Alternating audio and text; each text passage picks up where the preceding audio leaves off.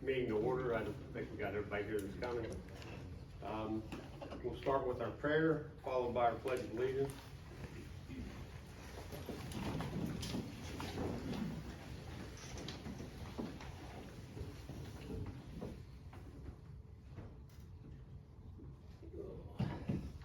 Dear Heavenly Father, in our hearts we plan our course, but we pray that you establish our steps. I pray that we seek you for advice. Let us not make decisions based on what we know, but let us act based upon your wisdom. Please guide us, Lord. We place this meeting in your hands. We place our hearts and our minds in your hands so that you may direct us. Amen. Amen. I pledge allegiance to the flag of the United States of America and to the republic for which it stands, one nation, under God, indivisible, with liberty and justice for all.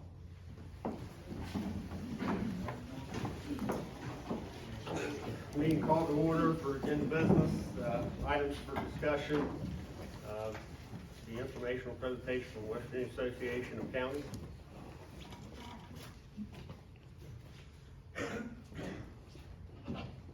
You can use that mic. Is that mic there? That's either one. That's fine, Commissioner, thank you. All right. Hello, hello. My name is Jonathan Adler. I'm the Executive Director for the West Virginia Association of County Officials. And I'm here tonight to speak about Amendment 2. First off, I want to thank the Commission for inviting me to be here today for this meeting.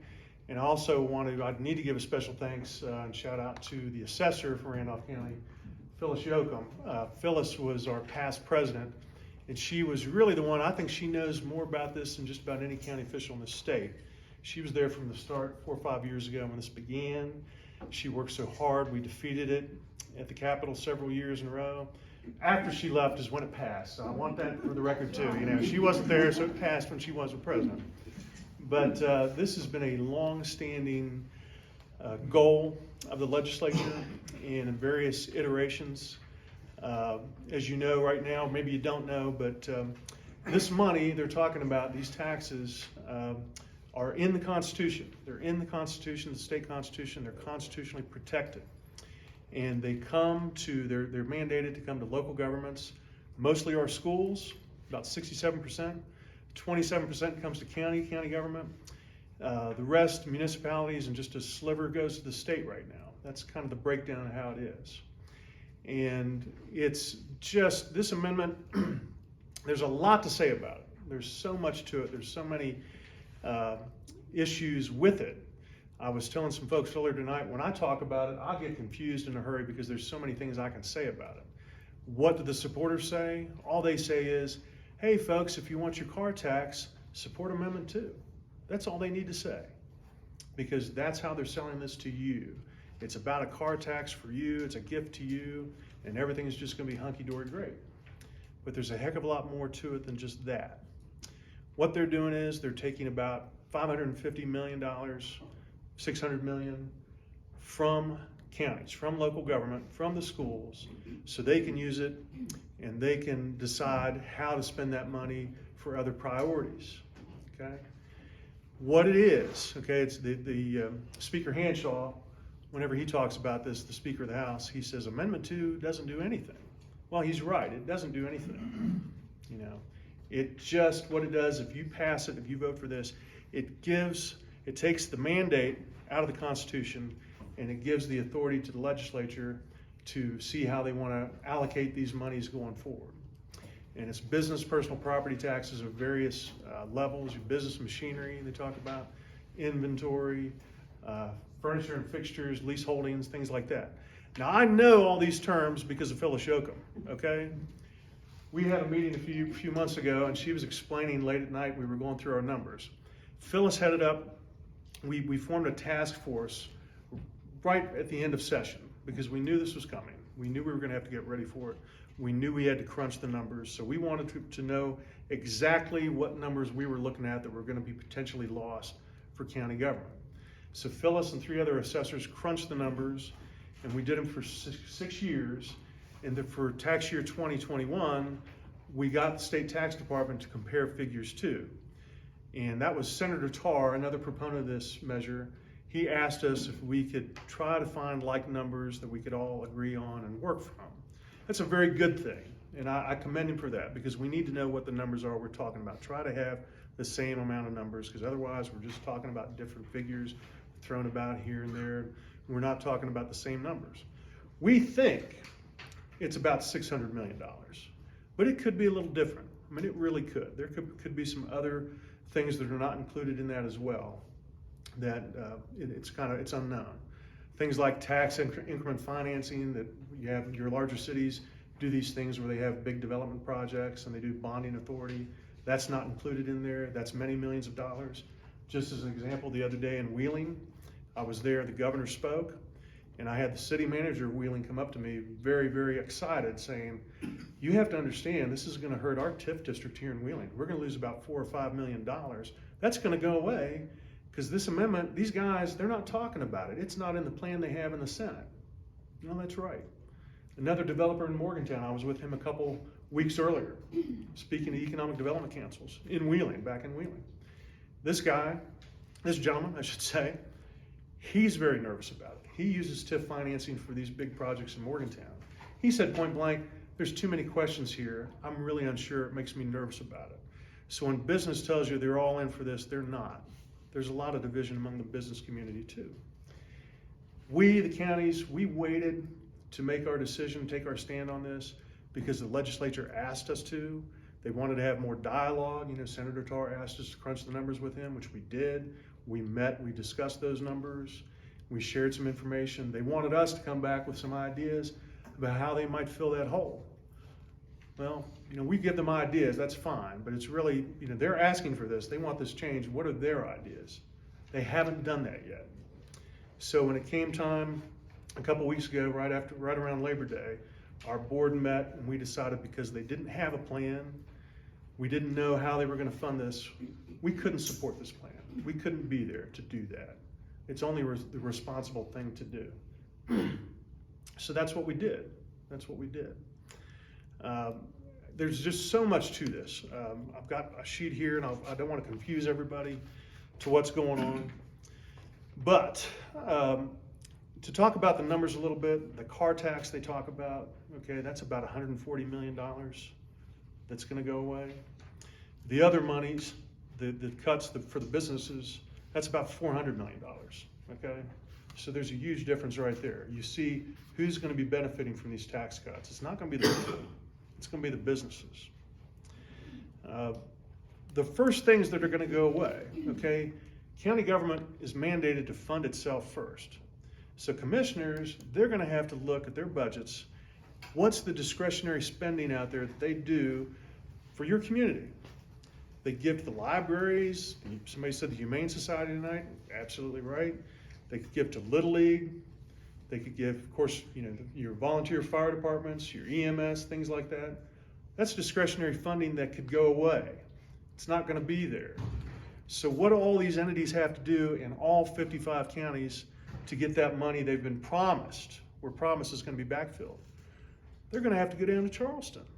They're all going to have to compete in the general revenue. That's one of the things we asked about. There's no backfill, there's no dedicated source of money like we have right now that's in the Constitution. Once it's taken out of there, we're going to be lumped into the general revenue funds, like everybody else, having to compete with all the state agencies that need their funding, okay? I don't think state agencies are going to care for that too much. Somebody else to fight with to try to get their share of the pie. And the state has many holes right now that they need to fund. There's something called the Public Employees Insurance Agency, which right now is about $100 million in the hole, okay? There's also staffing shortages.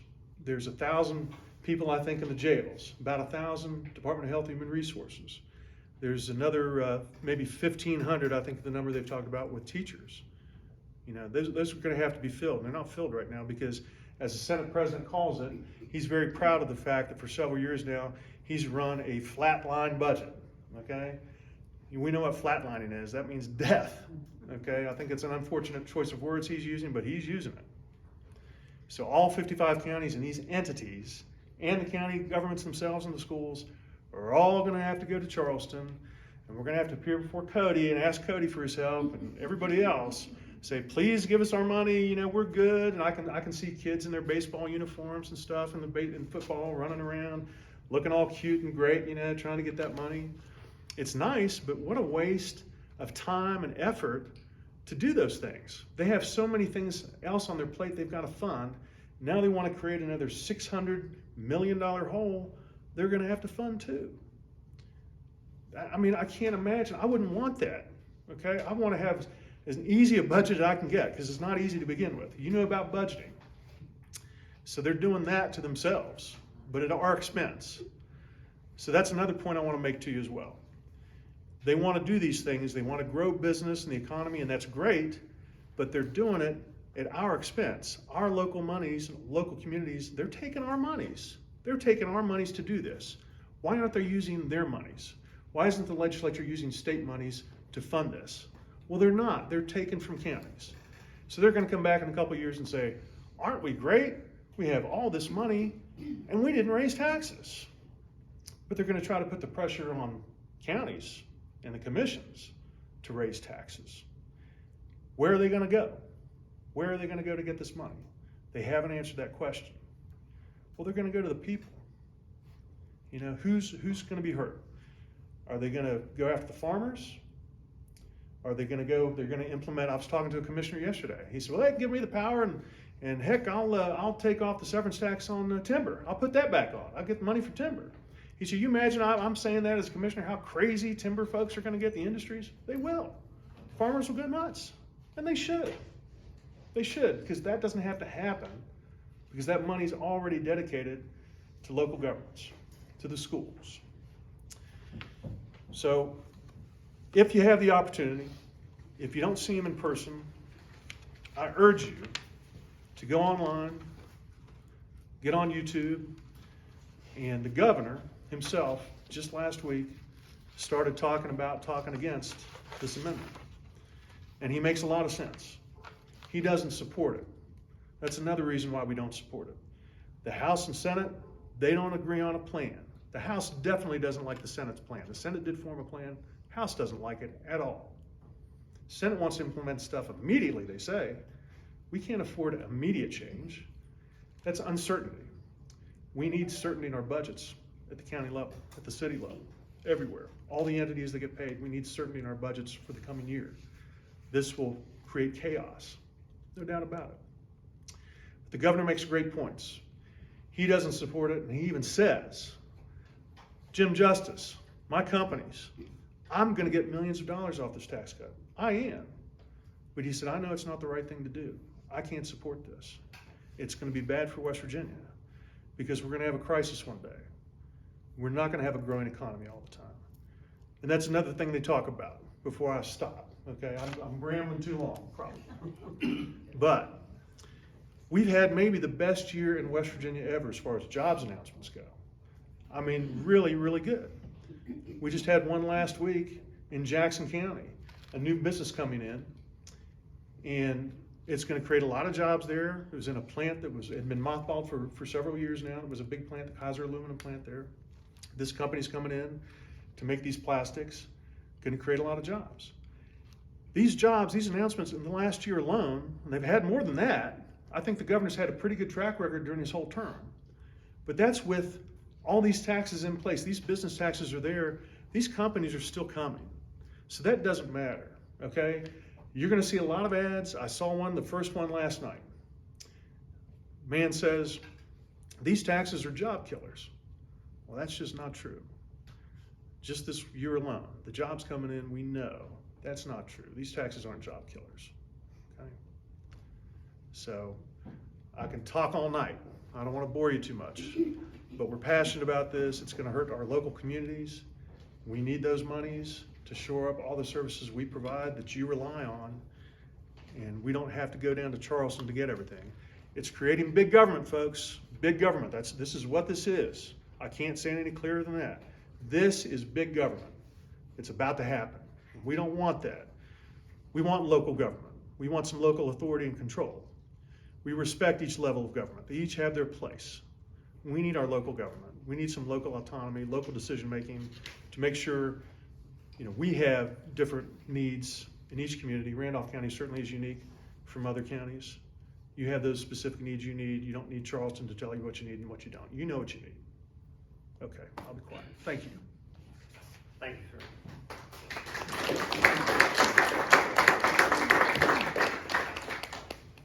Next on the agenda is the informational presentation from the West Virginia Center on Budget and Policy.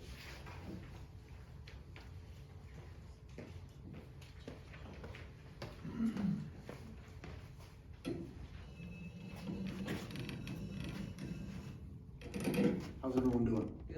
Good. My name is Seth DeStefano, and I'm the Policy Outreach Director for the West Virginia Center on Budget and Policy. And I was born and raised 5 minutes south of Huttonsville, West Virginia. So I'm a Randolph County native. I'm very happy to be invited here to talk about a very important issue. So I live in Charleston now, and I work at the Capitol a lot. So I see a lot of important issues out there, and this one has some serious consequences, and people need to know exactly what they're voting on. And so I'm going to do my best today to make sure to kind of break through and give a clear understanding of exactly what Amendment 2 does. And first thing, I'm going to skip a couple slides and start right here, because I have found when thinking and talking about property taxes, one of the most important things to do is to make sure we all understand where property taxes go and where they absolutely don't go. So what you see here is statewide distribution of property tax revenue tax year 2021. These numbers come from the West Virginia State Tax Department. Just as full disclosure, we're a research and advocacy organization. We deal in numbers. We are nonprofit, we are nonpartisan, and we have been around for 15 years. This kind of stuff is our bread and butter. What you will see here is that county school districts, on a statewide average, receive about 2/3 of property tax revenue. Municipal governments come in about just under 7%. County government receive about $519 million. That comes in at about 26%, just under 27. And that little tiny sliver right there, and if you can't see it, I don't blame you, because it doesn't represent much. 0.4% of revenues generated from property taxes are dealt with in Charleston. That's it, right? Property taxes and the revenue from property taxes are designed and meant to support local community needs.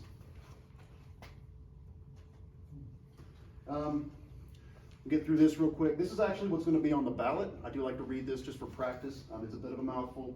Amendment 2, to amend the state constitution by providing the legislature with authority to exempt tangible machinery and equipment personal property directly used in business activity, and tangible inventory personal property directly used in business activity, and personal property tax on motor vehicles from ad valorem property taxation by general law, right? Crystal clear. It's a little confusing, right? What would it actually do? So as we talked about, and as Jonathan pointed out, property tax revenue stays in the community where the revenue comes from. You pay tax on your car, you pay tax on your truck, you do that in Randolph County, that money stays in Randolph County. Businesses and corporations pay tax on inventory, they pay tax on equipment, machinery in Randolph County, that money stays in Randolph County. Well, if Amendment 2 is adopted, that gray chunk right there, which represents 27% of all property tax revenue, will immediately become under the command and control of the state legislature. That is over $500 million, right? That's a pretty big shift, right, in governance. So whereas right now, county commissioners, boards of education, city councils, and mayors have control over those dollars, that will stop, right? The state legislature, via majority vote, will have control over that money. For the rest of the presentation, I am going to discuss this as if that money is not going to be around anymore, because we truly believe that's what's going to happen. That's what those who have proposed this amendment, that's what those who have fought for years to get this amendment on the ballot have said publicly, even very recently, and those who are fighting for its passage have said, we can't have this revenue anymore. It has to go. So we should, full disclosure, I think we should believe them at their word, right? This $515 million, if Amendment 2 is approved, it just is not going to be around anymore. That would also end decades of constitutional protections for public services, and really hurt local control and government. So whereas now, as citizens, you have, and I can tell you this, I work a lot at the legislature, you have a much better shot at convincing your county commission to support a modest revenue proposal over the course of them working an entire year than you do sending one poor House delegate member and 2 senators down to the legislature to fight it out over 60 days, right? That's a very important point that we need to take stock of. The legislature only meets for 60 days, right? It would be difficult to go fight. I think I saw a $40,000 or $50,000 line item for 4-H in Randolph County it would be very difficult for that to be successful in the course of just 2 months, right? That's just the way it is. Counties rely pretty heavily on personal property taxes, right? And this is a little different wherever you go, but according to what we found, 22.8% of Randolph County's budget as part of the total share of property tax revenue is represented by what is at stake in Amendment 2. That's a pretty healthy piece of what the share of property tax revenue is in Randolph County coming for this. And I would also point out that number doesn't include what is commonly referred to as supplemental tickets. There is about $50 million in revenue from property taxes in West Virginia that really only your assessor can figure out because of it's a little bit more complicated. So that share could very conceivably be higher. We talked about this real quick. We estimate Randolph County property taxes total over $16 million annually. About 53%, that's a smaller share than other counties, but a pretty significant chunk goes to the county school district. Municipalities will get about 1.2, 1.3 million, and county government receives about 6.5 million, with only $112,000 of property taxes collected in the county going to state government, right? That's it, 0.7%. We do have a caveat here, and I'm just going to do my best to explain it. With the school losses, Phyllis has estimated could range as high as $1.9 million. We do think, at least, that the school aid formula will mandate some making up of that, right? There are rules in place but even if that is the case, Randolph County Schools will be less $446,000 throughout the school district if Amendment 2 becomes reality. The potential losses to the non-education county budget could eliminate up to 13% of Randolph County's budget. I will allow your county commissioners to tell you what that could possibly mean, but $1.4 million from a county budget, and I've given probably, 20 of these presentations. It varies county by county, but people are starting to wonder about things like what happens when an entire part of our county doesn't have access to a volunteer fire department. Because, we have to make up 1.4 million, and right now, 800,000 is supporting emergency services, and those guys are all doing the absolute best they can on the most shoestring budget they can, but there's just simply no way to make up $1.8 million without cutting them in half. What does that mean for a community, especially a rural community, right? That's a very important question, I think, to ask and demand answers to, right? This is important as we think about Amendment 2 in the full context. Less than 30% of the revenue generated from Amendment 2 comes from the personal vehicle tax, right? Over 70% comes from machinery, equipment, inventory, and other business and personal property taxes. Really, this is a big business tax cut. We did some math and came up that your average West Virginia household would benefit to the tune of about $3.50 to $4 a week if their personal vehicle tax were eliminated. Of course, it's going to be different for different households, right? We understand that, but for the average household, that's about what the benefit is. Everybody hurts when emergency services have to get cut in half, right?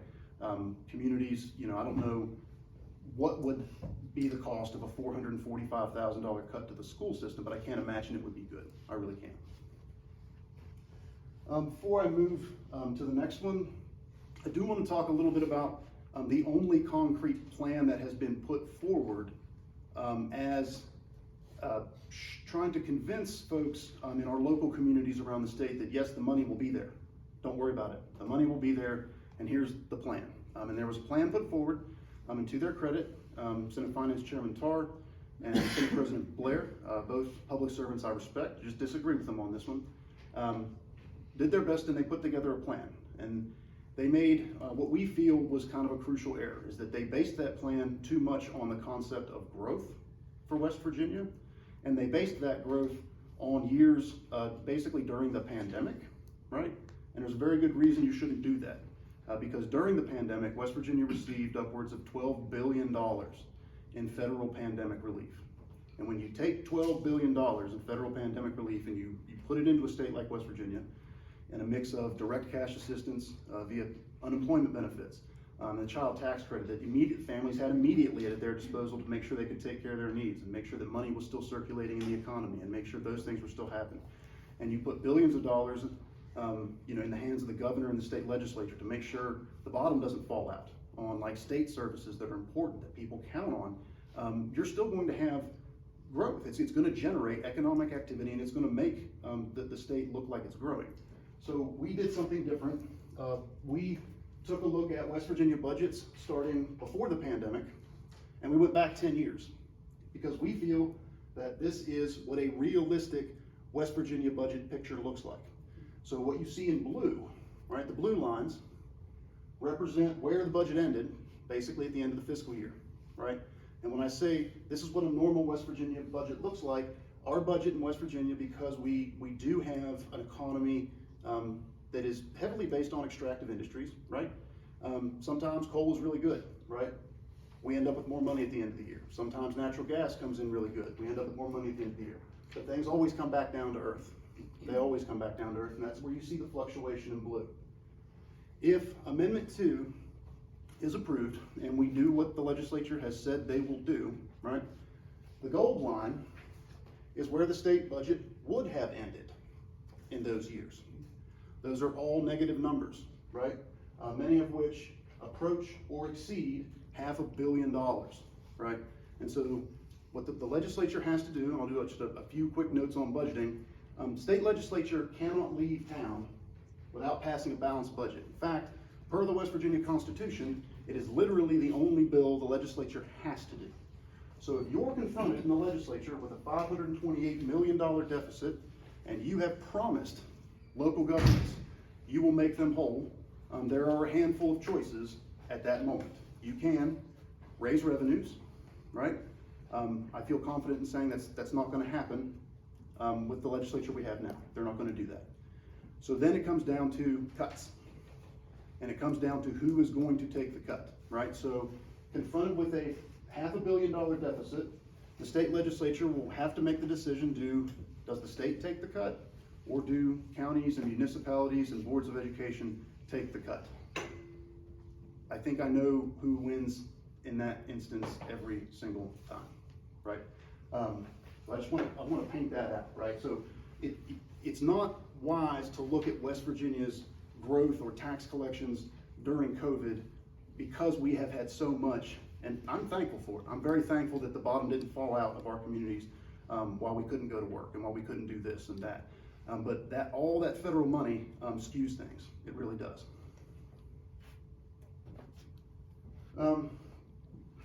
This is a portrait of industrial property taxes, very similar to the ones being considered in Amendment 2 from the state of Minnesota. And the reason we have to do Minnesota is that West Virginia doesn't, I don't know that we track exportable taxes.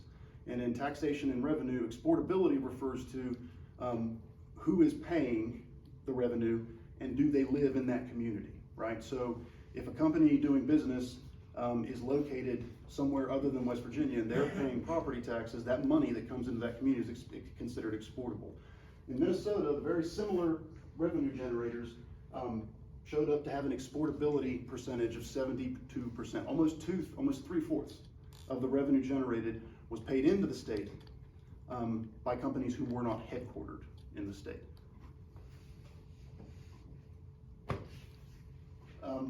We are not an outlier in West Virginia by generating revenue in this way. I want to make that very clear. The states in blue tax both business inventory and equipment and machinery, right? There are a few less, right, than states that just tax equipment and machinery, right? Their equipment and machinery is incredibly common, but it is not uncommon for states to tax inventory and equipment and machinery in the way we do, right? That is perfectly normal. Even the Conservative Tax Foundation, they are a more conservative tax outfit, ranks West Virginia's business property tax climate in the top 10 in the country. I like to point this out because a lot of the folks that try to point out that the way we generate revenue for our local communities and the way we support public safety and the way we support things like Little League and 4-H, these things are job killers. And they like to cite the Tax Foundation when they do that, but they forget about this slide. They never want to talk about this one that ranks West Virginia very favorably when it comes to our business property tax climate. Ohio did phase out business personal property tax and then ended up losing jobs. Was a very complex study that was done from around 2006 to 2015. There are a lot of takeaways from it, but one of the ones is that, you know, you should never, if this particular tax is standing in the way of big manufacturing job growth, this should never happen, and it did, right? And then a few more, and I will wrap it up. I am taking a little long here. But state and local taxes, in the reality of things, state and local taxes are a very small share of the actual cost of doing business. That being said, they are an incredibly important part of the revenue that supports things that businesses have to have. You talk to any CEO and they will tell you some of the most important things they need are a well-educated workforce, right? Don't cut K through 12, right? That's K through 12 public education, very important to a well-educated workforce. Businesses need to be able to call 911 and have the fire department come when something happens, right? I'm not trying to be joke about that. That is a fact that, you know, business personal property taxes fund things that businesses have to have and are overall a very small share of the actual cost of doing business. And lastly, and I'll make sure I make this presentation available to everyone who wants it. I can share it again with Brooke, so we definitely have it out there.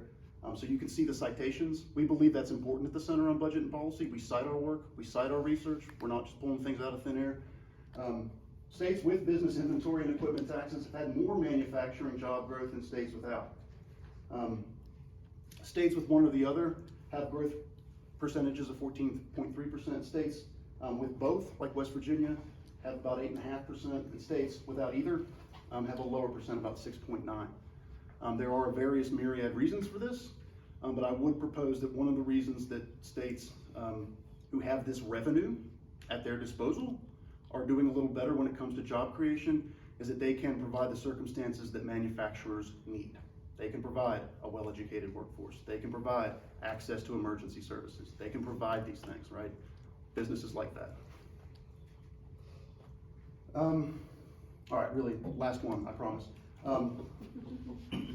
There are far more effective ways to spend money and spur job growth, right?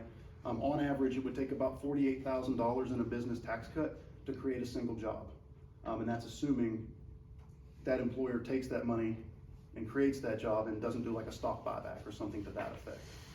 Compared to that, customized job training, right? At a place like Votech, $3,000, right? Can get somebody up, off and running and into a decent paying job. Brownfield development, right? Something very important in certain parts of West Virginia. We talk about reclaiming abandoned mine land, right? Stuff like that, $1,000 per job created.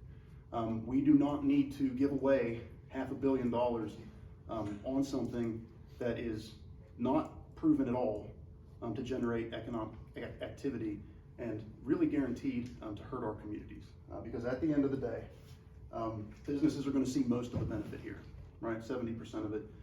Communities are going to be the ones left to figure out what to cut and how to deal with the pain of that. So with that being said, I'm happy to answer any questions I can. Can I help you, sir? Yes. Yeah, I have questions. Sure. Now, I'll never get elected to anything in Randolph County, okay? Because probably the vast majority of you differ from me, my views. The thing about it is West Virginia's population since 1930 has not grown at all, okay? Fortunately, we have 2 counties over next to Washington DC. They're in a good location. They've gained 150,000 people, which has kept us from actually losing population since 1930. Our GDP growth has been dead last in the nation over that period of time, okay? I think we've been way too liberal in our economic policy in West Virginia over the last 90 years, going back to the New Deal. Okay, that's it, and your group is very liberal economically. I read your literature, I know what you write, and you know, I read your literature, I know what it's about, but we've been way too liberal in West Virginia on economic issues over my lifetime at least, to be able to grow as a state and prosper. And you know, we're next to last in per capita income, we're next to last in family income in the country. I just don't see it your way, okay, about things. And, you know, I respect your opinion. You know, I've heard your opinion, you know, because I live here and lived here all my life. But I think we need to go in a different direction than the way we've been going in over my lifetime. Randolph County Schools, I went to, when I started as a guidance counselor in Randolph County in 1978, we had over 7,000 students in our public school system. Now we have about 3,500, okay, today. Obviously something is not working. So can I interject quickly, if that's okay, just on the subject of liberal economics. I think the question before us on Amendment 2 is very clearly in a big part related to, is it in the economic mainstream for communities to generate revenue by levying taxes against equipment, machinery, and inventory? Well, you look at those states, you have Mississippi there, you have Louisiana there, Texas, you have Louisiana, Arkansas there, Mississippi, you have Georgia. Kentucky. So, None of those are prosperous states. but Virginia, Well, Texas. Virginia's close to DC. The so question, they the best way to answer your question is to try and, in my opinion, look at facts. And just, there is nothing outside the mainstream at all about supporting communities and generating revenue in the way that Amendment 2 seeks to take away. That's just, we are not an outlier in this way. Well, what we should do is I agree that the counties should control the tax revenue, but I think we ought to allow counties to expand how they, you know, like income taxes, for example, and other kinds of taxes that, where everybody has skin in the game. Yeah, and I'm happy to come back and talk about that. I would ask a little extra time to prepare for that particular conversation, because I didn't come here to talk about that specific thing today. Well, I know, but that's, everything I'm telling you is true, okay? So, you know, you just have to think about whether we want to continue in the same direction we've been in since the 1930s in West Virginia, and just, that kind of mindset, or if we want to, grow with the rest of the country. That's just the way it is. Does anyone else have a question? Yeah, that's all I have to say. I just want to follow up with that real quick. I think you do agree with our point here about local government having more control over their taxes and how it's spent. I mean, I think that really is part of the equation here. In West Virginia, counties have been really in a straitjacket by the state all this time. Doesn't matter which party's in control. I mean, that's really how it's been. And this doesn't change that. This actually makes it worse. The straitjacket's going to get tighter. And I think if we could grow, if we had a little bit more local autonomy, the cities do have a sales tax right now they got called home rule. Cities aren't growing. You're seeing some good things happen in some of our cities right now because they've had the ability to use that money how they see fit, having ideas there instead of being told by Washington or Charleston how to spend it. So they do have that freedom. So I think you are. I think we do agree on that. We really do. I understand your point about. I think income taxes are more fair of a tax, and we have a governor who wants to get rid of the income tax. Right. Yeah. And it's a fair tax. Everybody has a skin in the game. It's progressive so that people who have means pay more than working people. And, I think that, you know, yeah, he's talking cutting income taxes and, or eliminating income taxes. I think that's screwed up. Okay, in my personal opinion, though, nobody's ever gonna vote for me in this room, because what it said. And the thing of it is, as far as personal property taxes, my car out there cost me $18,000, it's Toyota Corolla. So I don't, you know, car taxes are nothing to me, but, it's just the fact that we need to think a little differently than we have the last 90 years about things. I appreciate that, and I'm glad you're here, okay, because that needs to be said. We all need to hear that. So I think that's great. Thank you. Kind of moved over on me a little ahead of time going on the questions.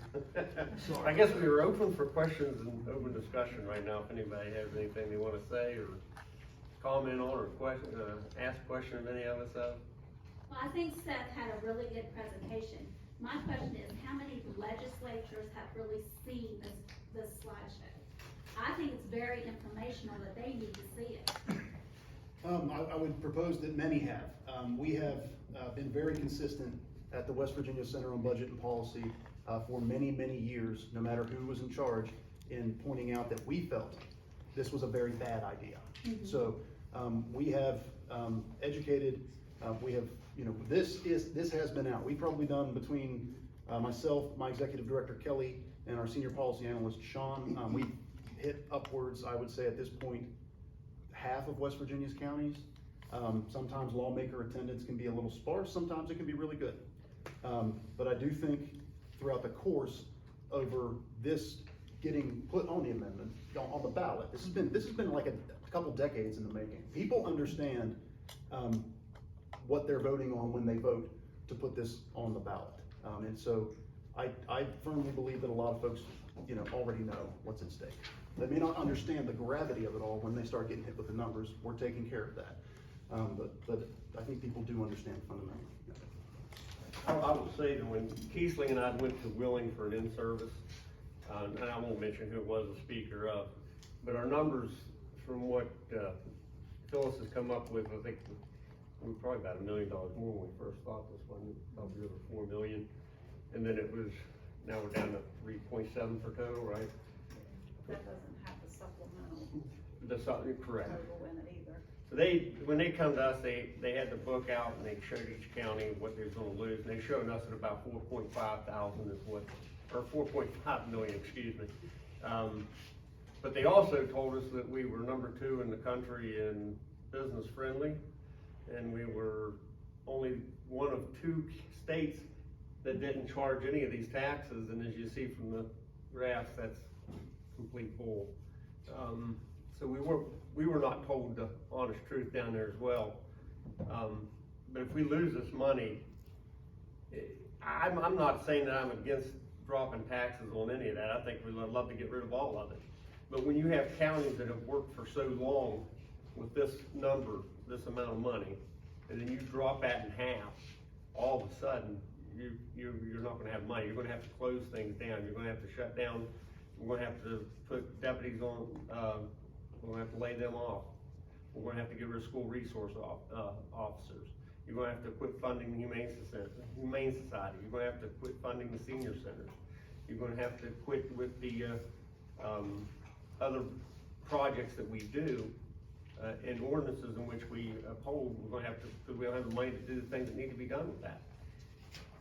If you let the counties have the decision of how they handle them taxes, how we do things in Randolph County or what we can get by with or what we need is not the same as Kanawha County, and sure is not the same as Berkeley or Jefferson County. You know, Jefferson's got that racetrack and the casino there, and they make a lot of money. So it's not a big loss to them. Berkeley County is not a big loss to them. But Randolph County is different. And they also told us that what their thought is down there with the Senate is they think that when you get rid of these taxes, that all these businesses are just gonna magically move to West Virginia and start building businesses and factories and plants, and that's not so. You know, if we don't fix our infrastructure, we don't fix our people, we need to, you know, have people that can pass drug tests. If we don't have housing, if we don't have proper, education, we don't have proper EMS services, fire services, law services, you're not gonna get any of that. Yeah. So it doesn't matter how much tax you get rid of, if you don't have these other things in line, none of the rest of that stuff's gonna happen. So, just my 2 cents on it. Phyllis, you have anything to add on? Well, I would just like to say, point out that when you look at the way the amendment is worded on the ballot, it starts out by saying, giving the authority to the legislature. So that's what we have to think about. Do we wanna keep our local government, or do we wanna hand it over to the state government?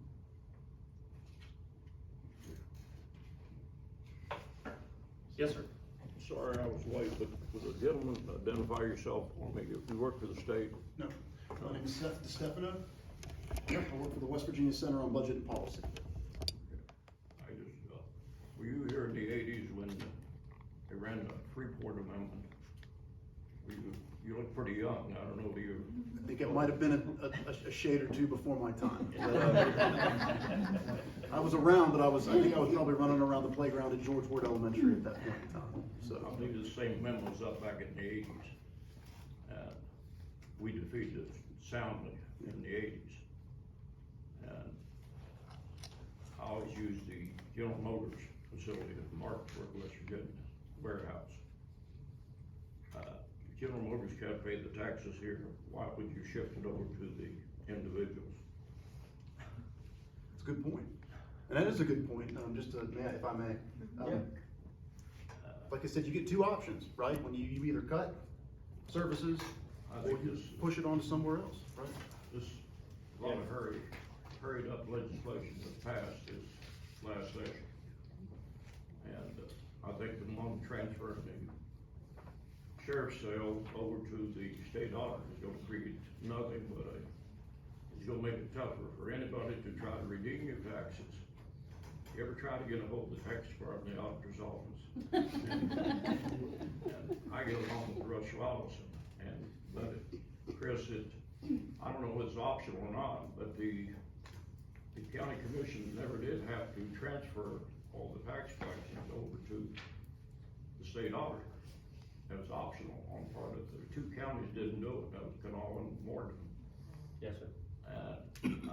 But I didn't know the bill passed, or I got this letter the other day, and yet we didn't hear anything about it, or I didn't. Of course, I've been laid up to do the back surgery, but Johnny, you may have been. Nice haircut. Yeah, okay, there you go, there you go. It didn't take you long, to get there. Good to see you. But, you're talking about you don't transfer the authority down to Charleston. Here's this sheriff's sale right now, that's gonna go down there, it's changing the whole policy out here. And try to redeem your property, and I'm the one who put the amendment in the tax bill down there to not charge interest on the excess money being spent on tax sales.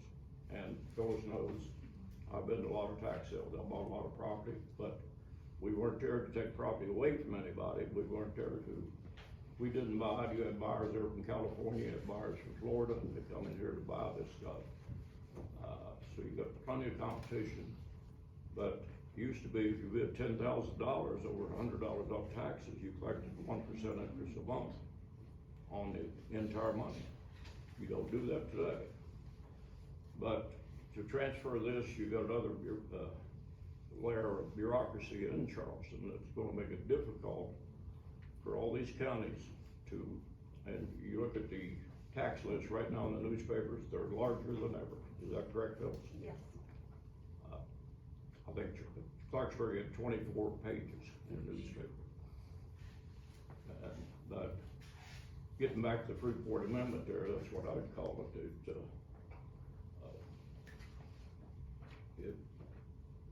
I think the state's doing fairly well, but you go transferring these taxes over to the other people, if you're spending everything you're taking in, you gotta replace it with something, whether it be school, education, or wherever.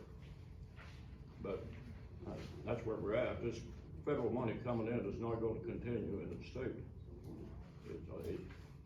We're getting all kinds of money right now, it's being passed out, but it's temporary. Well, when we asked them on how they was planning to make the counties whole, they said they had surplus there, we asked how long that was gonna last, and they told us down Charles, or down Wheeling, or up at Wheeling, I should say. They said, well, as long as it takes. Well, then everybody knows it's not gonna be enough surplus to last as long as we need it to. Then now it's, well, maybe 5 years, up to 5 years, and I'm sure it's not gonna last up to 5 years either. So, when you do that, our options in order to get that money back is gonna be limited. And honestly, the people who own property, as far as homes and land and things like that, they're the ones that's gonna be shouldering the cost on this.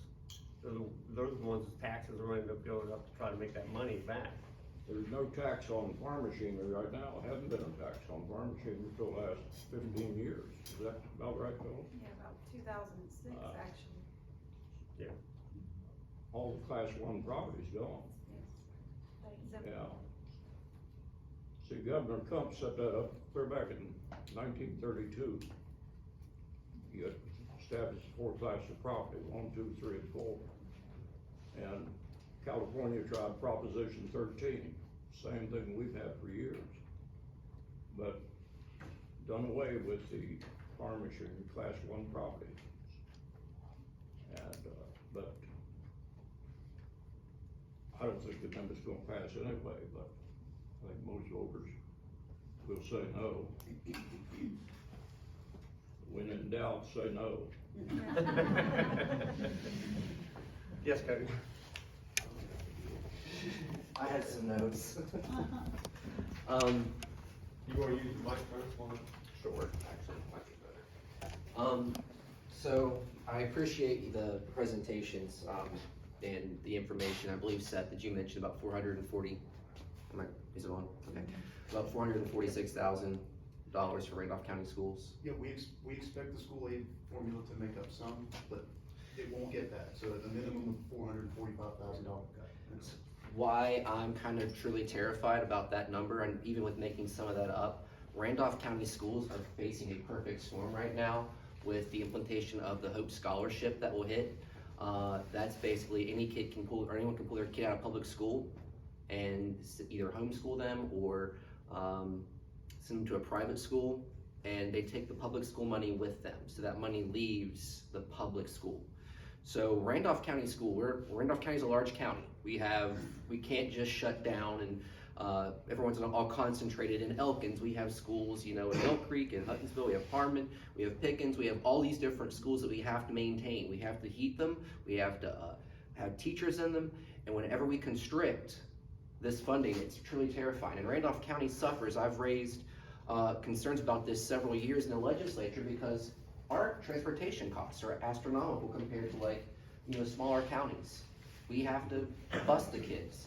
So this is also something that's terrifying if this would be implemented. You mentioned a couple of things. You were showing us the graphs and the state of the maps. Do you know anything about what happened in Kansas when they kind of started doing this big tax cut? It did not go well. Did not I go think well. It was mainly more focused on the personal income Yeah. tax, but I do think that there may have been some other, but Yeah. It was mainly the personal income tax, but didn't it nearly bankrupt the state? Yeah, they had to, if I'm not mistaken, they had to shut down public schools for a day or two a week. Like that in order, so it was where it was 5 days a week before, they were like, well, we don't have any money, so everybody, which created even bigger problems because you had parents, with no childcare.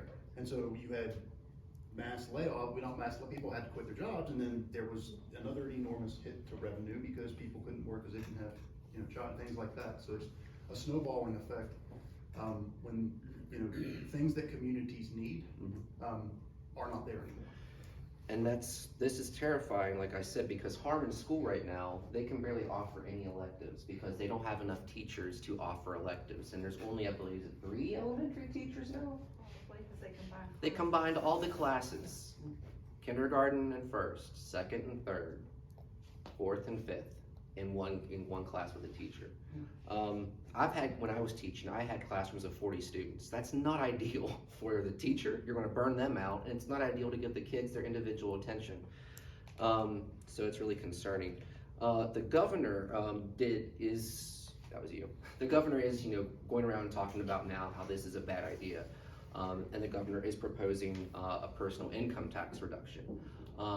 But he has stated that will benefit the wealthy, because he considers them job creators more than the working class people of West Virginia, me and you guys. So whenever we get to session next year, and we're gonna have this possible avenue, and we're gonna have the idea of now eliminating the personal income tax, where are we gonna have any money to fund our state? We're not gonna have any money to fund our state. We also were told this a couple years ago, that if we passed right to work and repealed prevailing wage, that all of these businesses were just gonna flood into West Virginia. That never happened. And talking about, Mr. Ross, you're talking about the public notices in the paper.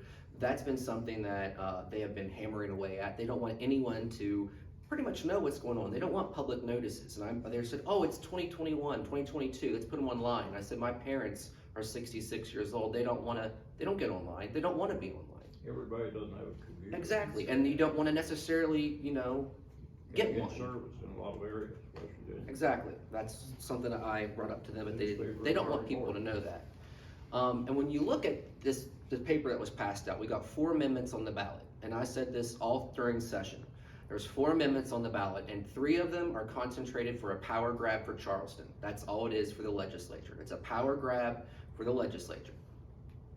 They want to concentrate on 4. They want to take all the power basically away and say to the State Board of Education that they get to oversee every single aspect of the State Board of Education.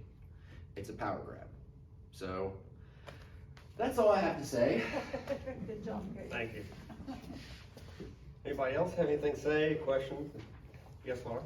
I'd just like to make a point that this discretionary money, this $1.4 million, includes not just county employees, but as you said, it's gonna affect the senior center, it's gonna affect public transit.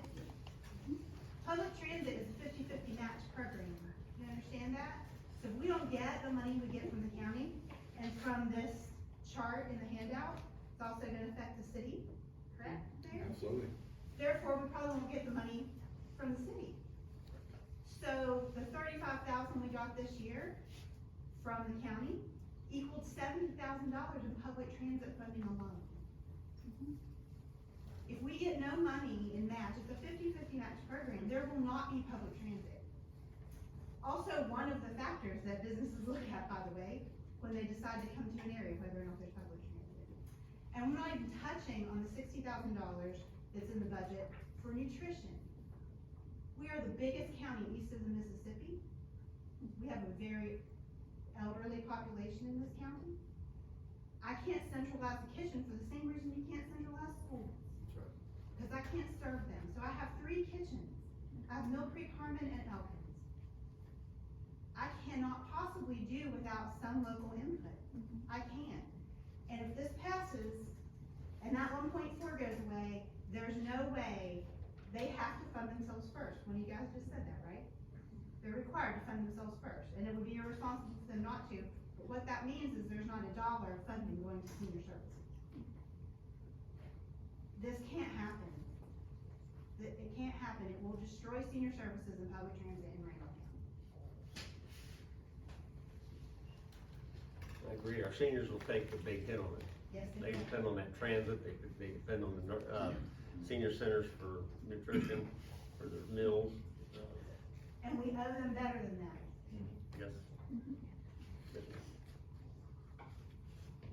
And if you haven't noticed, there are numbers on the wall that I've come up with, because a couple, like Jonathan said, we were asked, assessors all over the state were asked by Senator Tarr to come up with numbers of what this would mean in loss of revenue for each county. So we did that, and what we used was the 2021 taxes, because at that time, the 2022 taxes were not complete, so we used the 21s, that was the current taxes at the time. The figures that I have back there, the $3,737,000 total loss in the county, amounts to $1.4 million for the county, And I have 1.9 for the school, but I did understand, Seth, that the school aid formula will make up some of the school board's money. So that's not as big a loss. And then I have the municipal, the towns and Elkins, that what they're going to be losing. But these figures do not include public utility numbers. Your gas companies and electric companies and all that, the public utility money that we get is not included in these figures. And if machinery and equipment and inventory goes away for commercial businesses, we feel sure that the public utilities or companies are gonna jump on board and say, hey, if you're exempting them, you gotta exempt us. So that's more money that's added to this. And then there's supplemental taxes, which Seth mentioned, and that's people who haven't been assessed, and we catch them up when their licenses are due. That's $50 million statewide that's collected each year, and that goes into our funding too, and that's not included in this. So the numbers really are bigger than what's on this form, but this was the best information we could come up with to present to Senator Tarr at the time. So it's big money that's going to be missing from our budgets. Thank you, Phyllis. Anybody else?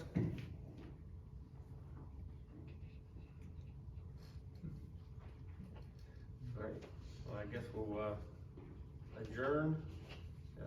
Thank everybody for coming out, appreciate your input and questions, and appreciate you gentlemen giving your thoughts on their presentation, appreciate it. Yeah. One more thing, there's someone that really worked hard to get this meeting together, and once it was mentioned, she picked it up and ran with it, got it all together. So Brooke, thank you very much.